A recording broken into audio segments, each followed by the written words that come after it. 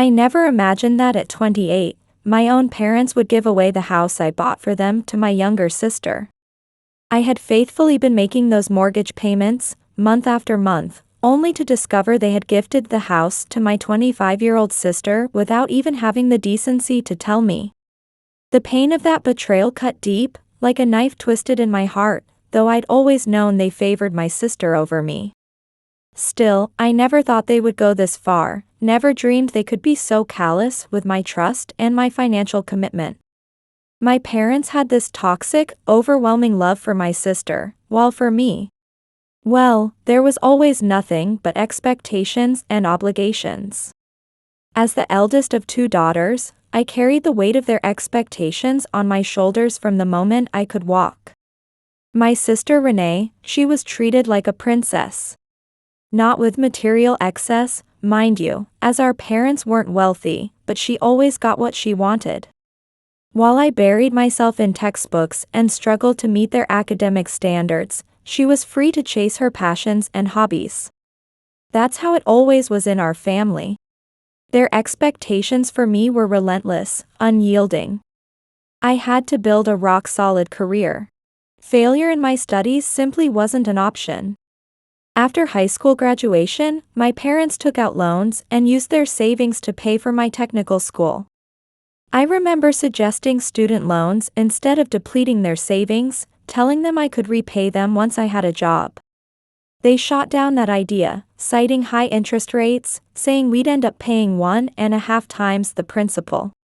At 18, I was too young and naive to understand the complexities of loans, believing they must know best. Looking back now, I realize they were actually saving me from loan debt only to use it as leverage later.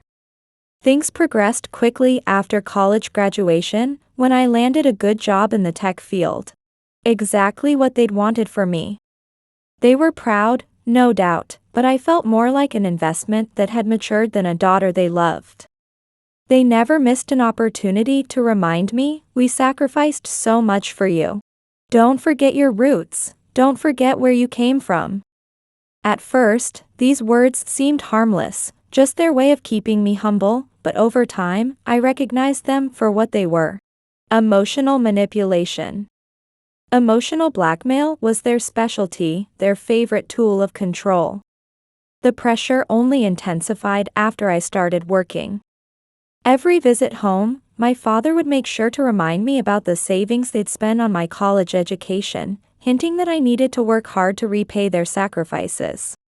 I knew they needed a house. They'd been saving for years but had spent that money on my education. I still remember that holiday visit home when I'd barely been working a year. Over dinner, my father looked me straight in the eyes and declared that they'd done their part by paying for my education, and now it was my turn. I needed to start planning to buy them a house because they couldn't rent forever. My stomach twisted into knots when I heard those words.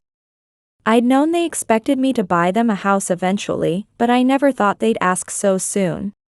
I was less than a year into my career, couldn't even afford my own apartment, sharing one with 2 roommates, yet here they were, already demanding I buy them a house.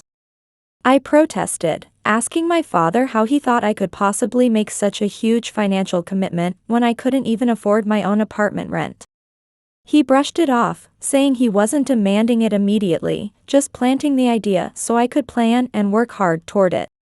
My mother chimed in with her deceptively sweet voice, reminding me that they had paid for my college education, that I wouldn't be where I was without them, and to think of it as repayment.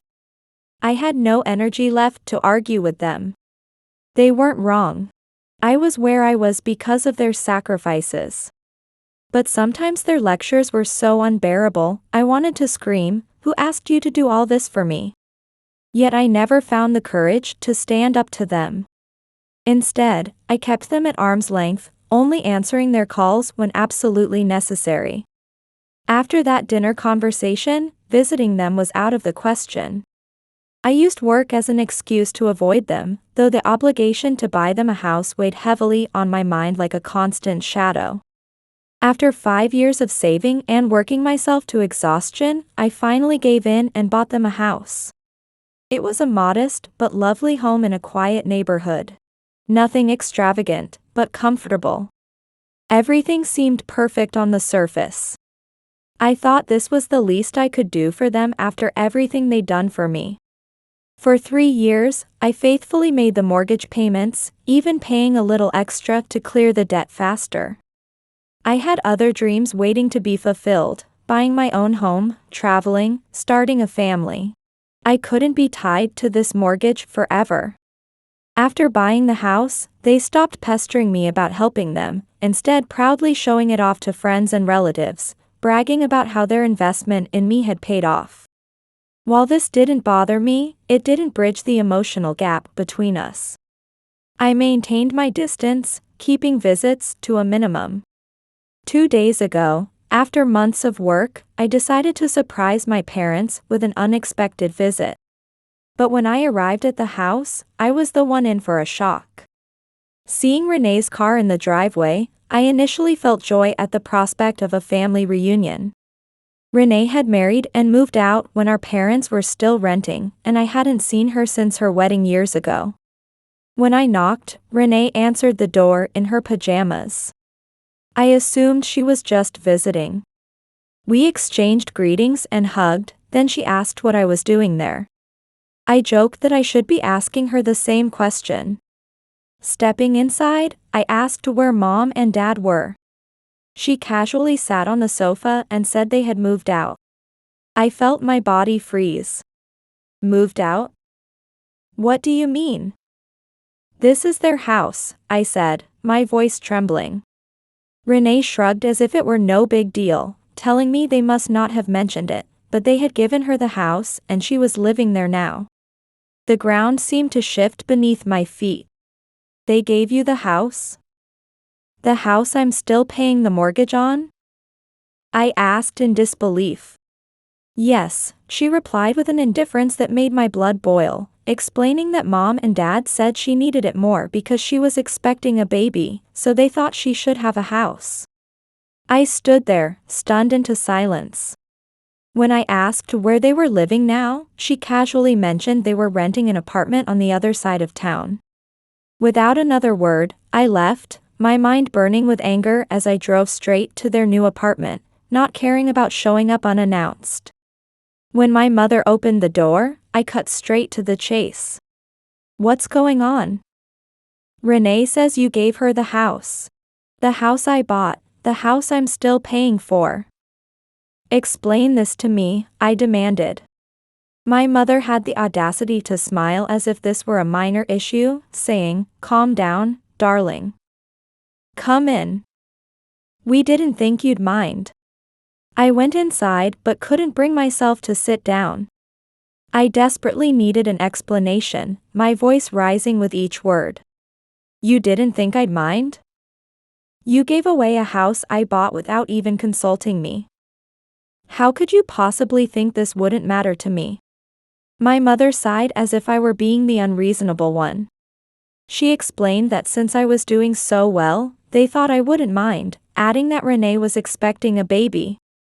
She asked if I wanted my niece or nephew to be born and raised in a rental, in an unstable environment, saying that with a house, they could focus on the baby's happiness instead of worrying about rent. I exploded, my years of pent-up frustration finally bursting forth. It doesn't matter where my niece or nephew is born. There's nothing wrong with renting. We did it, and I'm still doing it. This isn't my problem, it's Renee's and her husband's. If they want stability, they should find better jobs. My father, drawn by the commotion, emerged from his room with his familiar authoritative tone. He declared that she needed financial stability, that they had to give her the house because she never had the opportunities one had, never had her college paid for, so she deserved this house. I couldn't believe what I was hearing. That's the thing about parents. They always have a counter-argument. She didn't have college paid for because she dropped out of high school, remember? I reminded them bitterly. They refused to acknowledge the gravity of what they'd done, simply repeating that I was successful and could buy another house. Of course I can, I shot back, but for myself, not for you. I stood there, not knowing how to react anymore. It felt like my world was crumbling around me. Unable to comprehend their twisted logic, I stormed out of the apartment and checked into a hotel, where I've been ever since. I honestly don't know what to do next. Now that I know the truth, I can't continue making the mortgage payments. But dealing with this situation is incredibly challenging. I know my parents can't afford the payments, and there's no chance my sister can either. This all happened on Friday, and now it's Sunday. I have a flight back home on Tuesday. Initially, I wanted to book an immediate flight home, but after calming down, I realized there were still things I needed to handle here. I needed to verify something. I wanted to check the loan balance since I had been paying extra, which should have put me ahead on payments. When I asked my father about the loan balance before my visit, he said we needed to check with the bank manager. I texted him to take me to the bank tomorrow. While I don't want to continue the mortgage payments, I need to understand the current situation. There's more to this story. My hands are literally shaking as I write this. I just returned from the bank, and what I discovered has left me stunned. The extra amounts I'd been paying toward the mortgage never reached the bank. My father had only been paying the regular mortgage payment and using the extra money for his own expenses, specifically to pay rent for his apartment.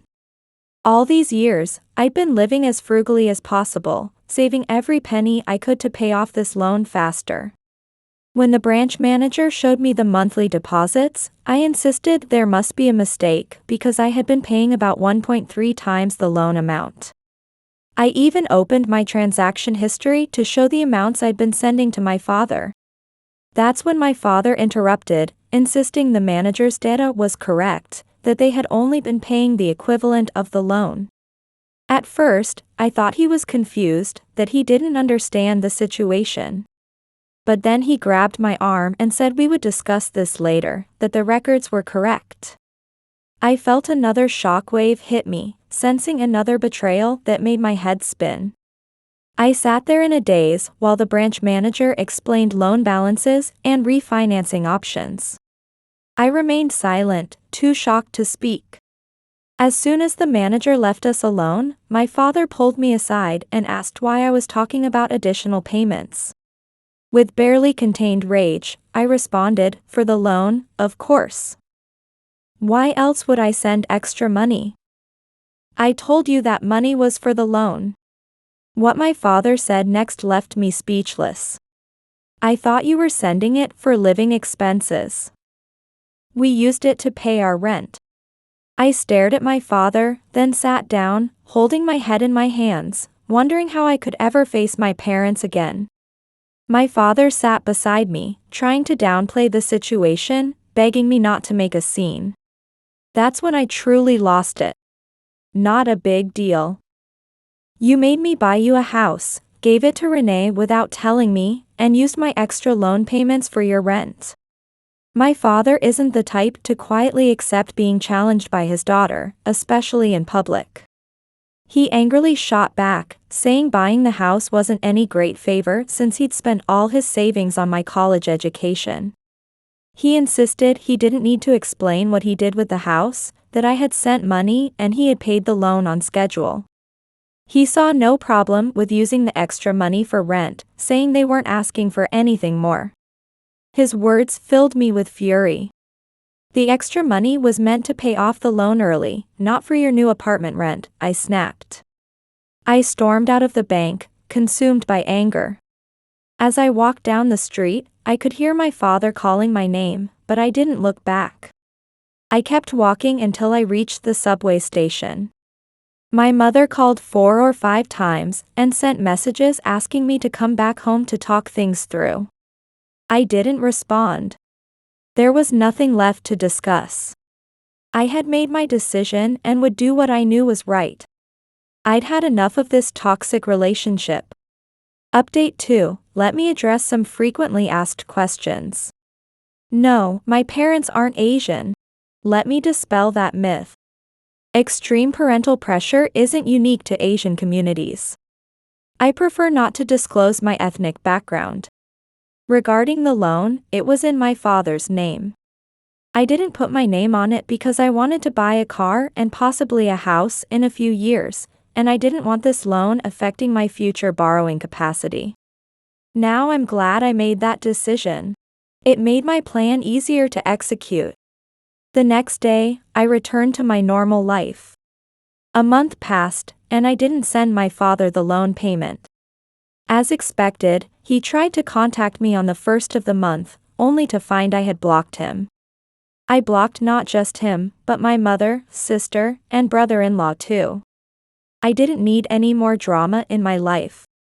I made my decision and stopped the payments. I was done being manipulated. If my parents wanted to give Renee the house, she should have taken over the payments and the responsibility. When my parents realized what I'd done, they became frantic.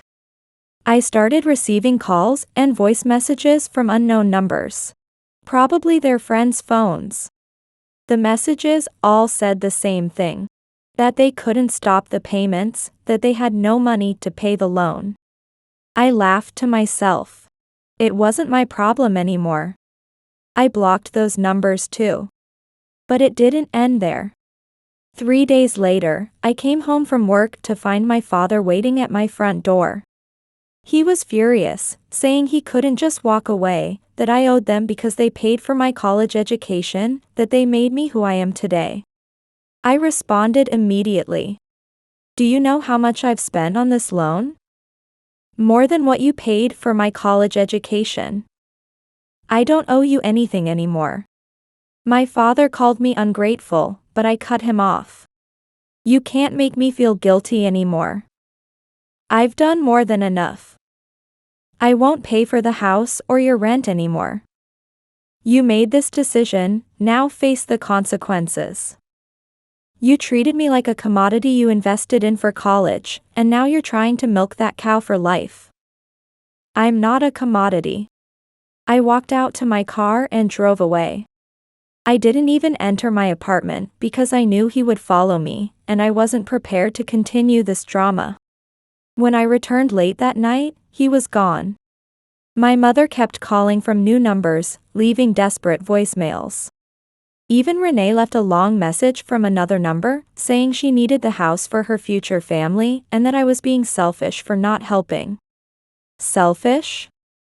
I was the one who had paid for everything while she contributed nothing. I refused to give in to any of their manipulation. I was done with them, completely cutting ties. Update 3. The house was foreclosed, and Renee was forced to move out. As I mentioned before, Renee couldn't afford the loan payments, and my parents were struggling financially with their apartment rent. They couldn't cover both the loan, rent, and living expenses. When I stopped the payments, I knew this would happen. It was just a matter of time. About a year later, I learned the house had been sold. My parents tried to save it using their savings and retirement funds, but they couldn't. During this time, the relationship between Renee and my parents became strained. When they were struggling with the loan payments, my parents asked Renee and her husband to cover 50% of the costs. But she refused, saying the house was a gift to her, so they should be responsible for all the payments. That's when my parents finally realized their mistake, but it was too late. I think my parents made the right decision letting the bank foreclose and sell the house. It was better than continuing to pay the loan while Renee lived there for free. The house was foreclosed, and my father recovered a significant amount from the down payment and years of monthly payments. It was enough to cover what they had invested in my college education. It's my money, but I don't plan to ask for any of it back. They wouldn't return it anyway, and I need to let it go. At least now they can't claim I owe them for my college education anymore. I've repaid that debt with interest. Now, I feel no guilt about cutting them out of my life. From what I've heard through cousins and uncles, my parents moved to a smaller apartment to reduce their rent. They're apparently saving the money from the foreclosure sale as their retirement fund. They're telling everyone they're working to secure their own retirement without relying on me. They've also cut off all financial support to Renee, telling her she needs to take care of herself and her family. Renee tried manipulating them again, claiming they had an obligation to secure her future just as they had secured mine by paying for my college education. But my parents have finally awakened to reality and won't give in to her demands anymore. It's better for them this way. As for me, I've rented my own apartment. Finally, I have privacy. I've also started saving to buy my own house. A place that will be truly mine. Separating from family isn't easy. But sometimes, the people who should love you the most become the ones who exploit you the most. It took me a long time to realize this, but I don't regret my decision. Whether they're family or not, I deserve better than being treated like a walking ATM. Update 4. Since many people are still asking questions, I want to clarify a few points before sharing recent events. One of the most common questions was about how much my parents spent on my education versus how much I spent on what should have been in their house. While I don't have exact figures, my education cost around $40,000. For the loan, including the extra payments my parents used for their apartment rent, I paid about $52,000. As you can see, I've more than repaid what I borrowed. I feel I don't owe them anything anymore. There were also questions about Renee. I want to clarify that, contrary to what some have suggested, she isn't homeless. She and her husband are living with his parents. So no, I'm not the evil sister who made her poor sister homeless. The house was never meant to be hers. It was for our parents. Renee and her husband could have taken over the loan payments, but as usual, they didn't want to make the effort.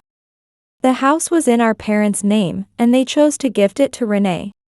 They were free to pay the rest. I couldn't do anything about it, nor did I want to. Now, for the real update. My father came back. Apparently, he has money for plane tickets to visit me. Let me correct that.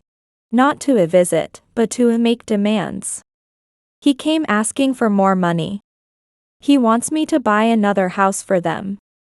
After everything that happened with the first house they gave to their precious daughter, they now want me to buy them another one.